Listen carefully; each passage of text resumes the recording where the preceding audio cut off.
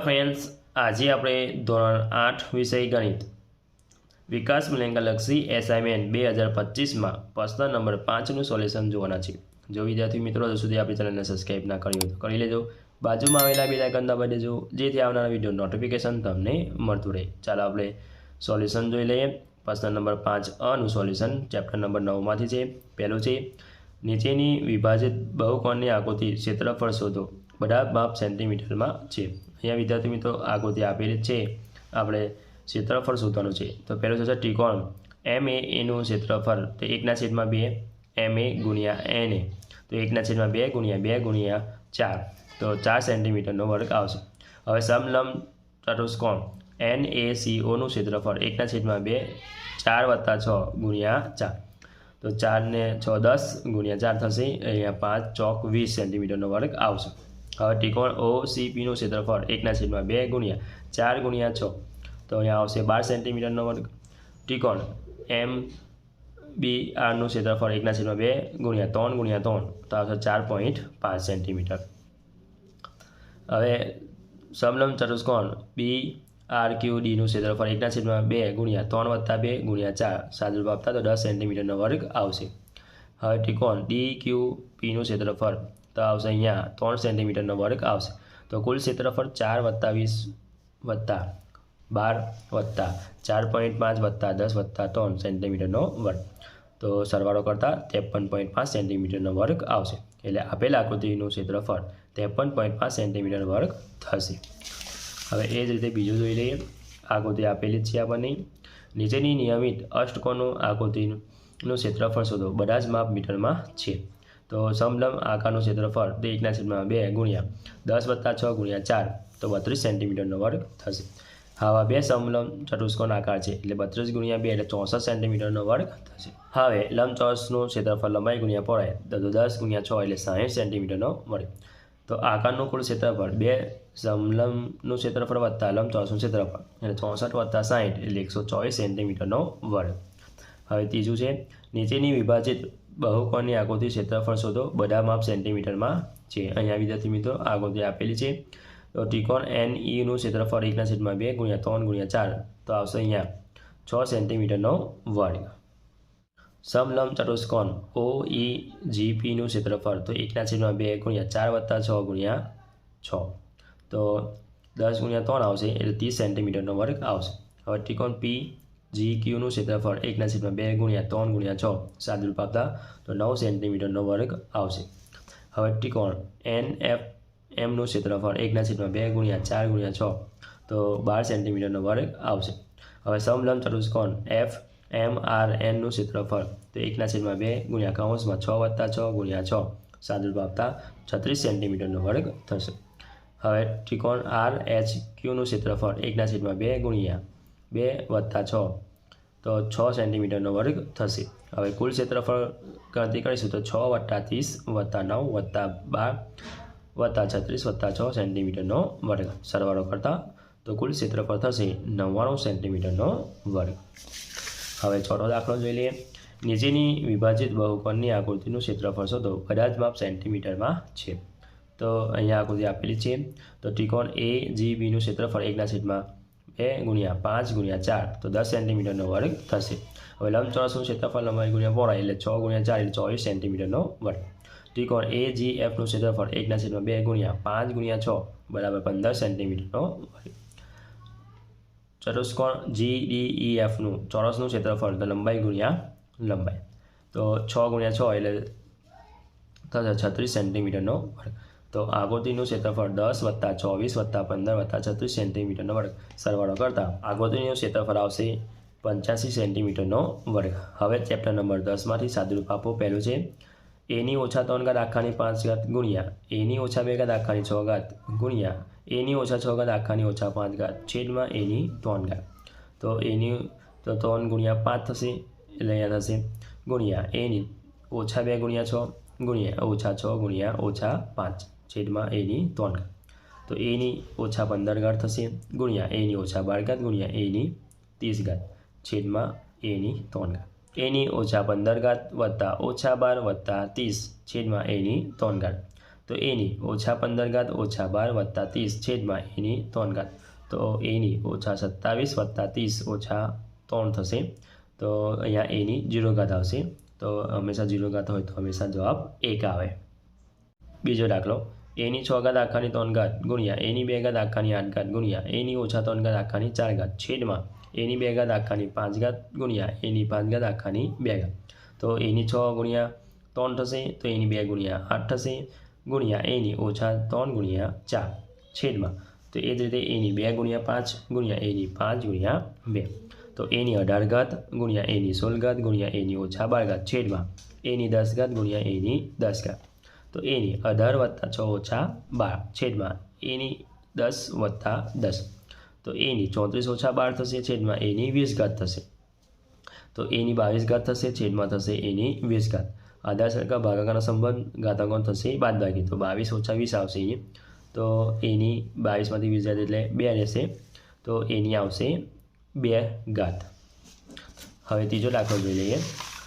એની ઓછા 7 ભાગ્યા એની 15 ઘાત ભાગ્યા એની ઓછા 6 ઘાત આખાની 4 ઘાત છેદમાં એની 2 ઘાત, તો થશે ભાગાકારનો સંબંધ એટલે બાદબાકી થશે, તો એની ઓછા 7 ઓછા 12 ભાગ્યા એની 6 ગુણ્યા 4 છેદમાં એની 2 ઘાત, તો એની 22 ઘાત ભાગ્યા એની 24 ઘાત ઓછા 24 ઘાત છેદમાં એની 2 ઘાત, તો આધાર સરખા ભાગાકારનો સંબંધ બાદબાકી થશે એટલે એની ઓછા 22 ઓછા કૌંસમાં ઓછા 24 છેદમાં એની 2 ઘાત, ઓછા સાથે અહીંયા વત્તા થશે એટલે એની ઓછા 22 વત્તા 24 છેદમાં એની 2 ઘાત, તો એની 2 ઘાત છેદમાં એની 2 ઘાત, તો એની 2 ઓછા 1 ઘાત તો એની 0 ઘાત, તો 0 ઘાત હોય તો હંમેશા 1 જવાબ આવે.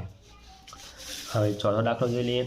એની ઓછા 2 ઘાત આખાની ઓછા 6 ઘાત ગુણ્યા એની ઓછા 3 ઘાત આખાની ઓછા 8 ઘાત ભાગ્યા એની 6 ઘાત આખાની ઓછા 5 ઘાત છેદમાં એની ઓછા 2 ઘાત આખાની ઓછા 3 ઘાત, તો અહીંયા ગુણાકાર થશે એટલે એની ઓછા 2 ગુણ્યા ઓછા 6 ગુણ્યા એની ઓછા 3 ગુણ્યા ઓછા 8 ભાગ્યા એની ઓછા 6 ગુણ્યા ઓછા 5 છેદમાં એની ઓછા 2 ગુણ્યા ઓછા 3 ઘાત, તો એની 12 ઘાત થશે, એની 24 ઘાત થશે ભાગ્યા એની 30 ઘાત છેદમાં એની 6 ઘાત, તો એની 12 વત્તા 24 ઓછા 30 છેદમાં એની 6 ઘાત, તો એની 36 ઓછા 30 છેદમાં એની 6 ઘાત, 36 જશે એટલે 6 આવશે, એની 6 ઘાત છેદમાં એની 6 ઘાત, તો એ 6 ઓછા 6 તો એની 0 ઘાત, 0 ઘાત હોય તો હંમેશા 1 જવાબ આવે.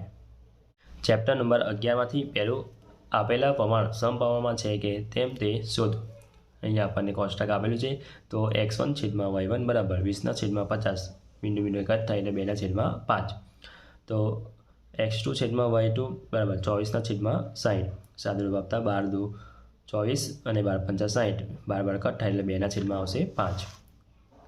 x3 છેદમાં y3 બરાબર 28ના છેદમાં 70, તો 14 દુ 28 14 પંચા 70, તો 14 કટ થાય તો 2ના છેદમાં આવશે 5. x4 છેદમાં y4 બરાબર 32ના છેદમાં 80 એટલે 16 ગુણ્યા 2 16 ગુણ્યા 5 16 કટ થાય 2ના છેદમાં 5 આવશે. તો x5 છેદમાં y5 બરાબર 38 છેદમાં 95 19 દુ 38 19 પંચા 55, તો 19 કટ થાય એટલે 2ના છેદમાં આવશે 5, તો આપેલી સંખ્યા સમપ્રમાણમાં છે. હવે બીજું જોઈ લઈએ. x1 ના છેદમાં y1 બરાબર 12ના છેદમાં 18 6 દુ 12 6 તાલી 18 6 2ના છેદમાં 3, તો હવે x2 છેદમાં y2 બરાબર 30ના છેદમાં 45 તો આવશે 2ના છેદમાં 3. x3 છેદમાં y3 બરાબર 36ના છેદમાં 54 18 દુ 36 18 તાલી 54 18 કટ થઈ 2ના છેદમાં 3 આવે. x4 છેદમાં y4 બરાબર 40ના છેદમાં 60 20 દુ 40 20 તાલી 60 20 કટ થાય એટલે 2ના છેદમાં આવશે 3.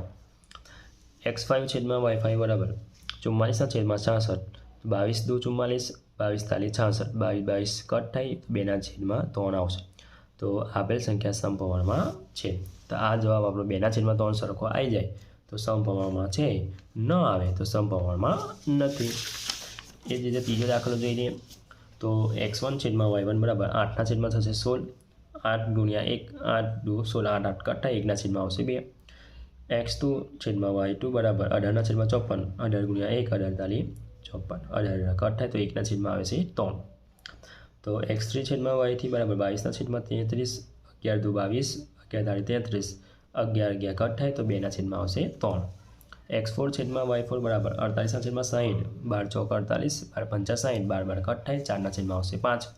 x5 છેદમાં y5 બરાબર 75/105, 15 ગુણ્યા 5, 15 ગુણ્યા 7, તો 15 15 કટ થાય 5 છેદમાં 7. તો અહીં આપેલ સંખ્યાઓ સમપ્રમાણમાં નથી.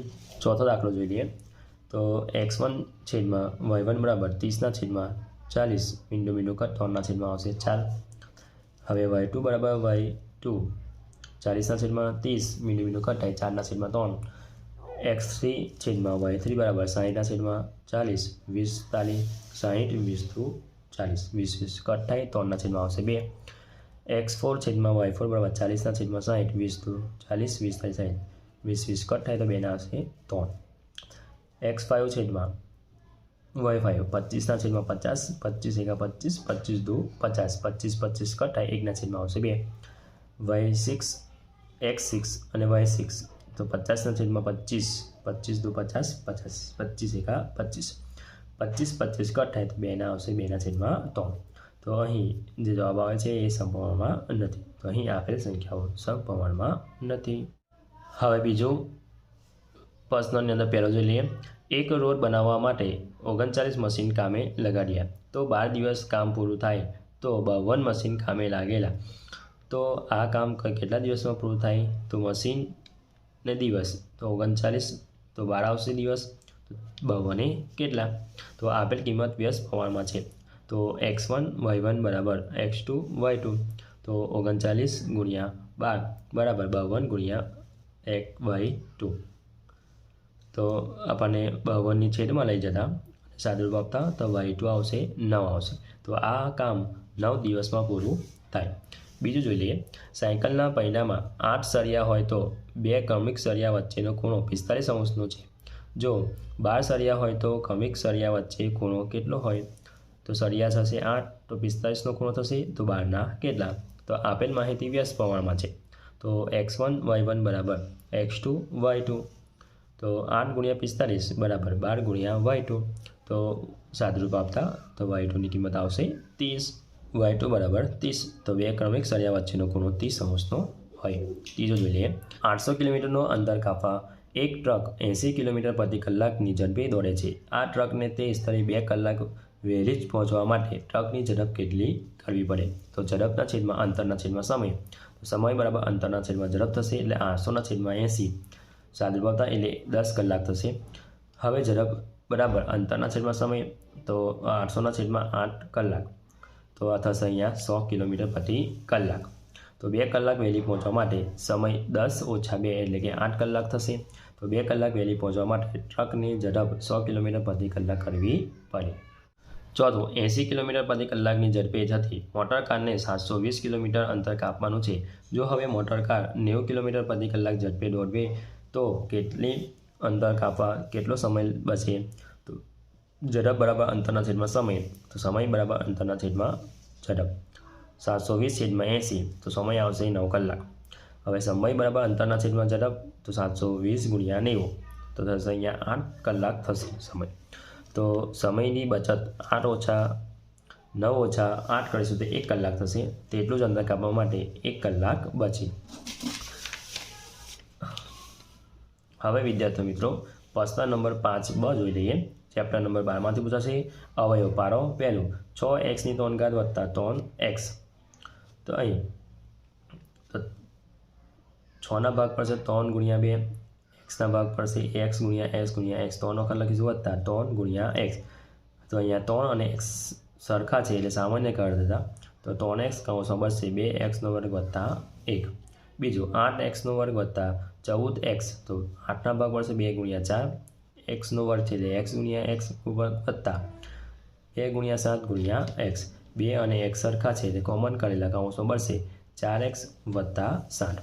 ત્રીજું 15a² b² ઓછા 10ab, તો 3 ગુણ્યા 5 a ગુણ્યા a, b² એટલે b ગુણ્યા b ઓછા 2 ગુણ્યા 5 a ગુણ્યા b, તો 5ab કોમન, તો કૌંસમાં બચશે 3ab ઓછા 2.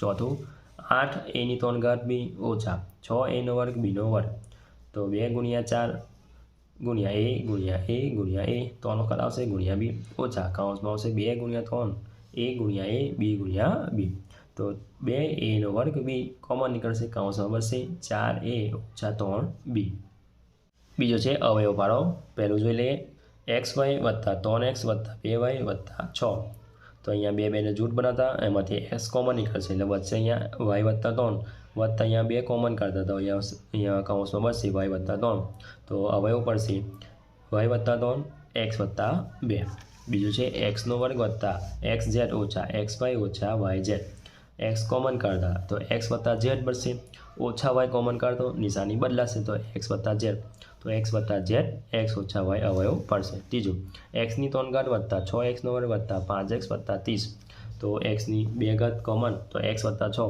વત્તા 5 કોમન તો x વત્તા 6 x વત્તા 6 xનો વર્ગ વત્તા 5 અવયવ પડશે ચોથું 15 વત્તા 3y નો વર્ગ ઓછા 10x ઓછા 2xy નો વર્ગ તો 3 કોમન નીકળતા તો 5 વત્તા y નો વર્ગ વધશે ઓછા 2x કોમન કરતા તો વચ્ચે અહીંયા 5 વત્તા y નો વર્ગ તો અવયવ પડશે 5 વત્તા y નો વર્ગ બીજો અવયવ પડશે 3 ઓછા 2x જો વિદ્યાર્થી મિત્રો આ મારો વિડીયો ગમ્યો હોય તો લાઈક કરજો તમારા ફ્રેન્ડ સાથે અચૂકથી શેર કરજો હજુ સુધી આપણી ચેનલને સબસ્ક્રાઈબ ના કરી હોય તો કરી લેજો બાજુમાં આવેલા બેલ આઇકન દબાવી દેજો જેથી આવનારો વિડીયો નોટિફિકેશન તમને મળતું રહે થેન્ક યુ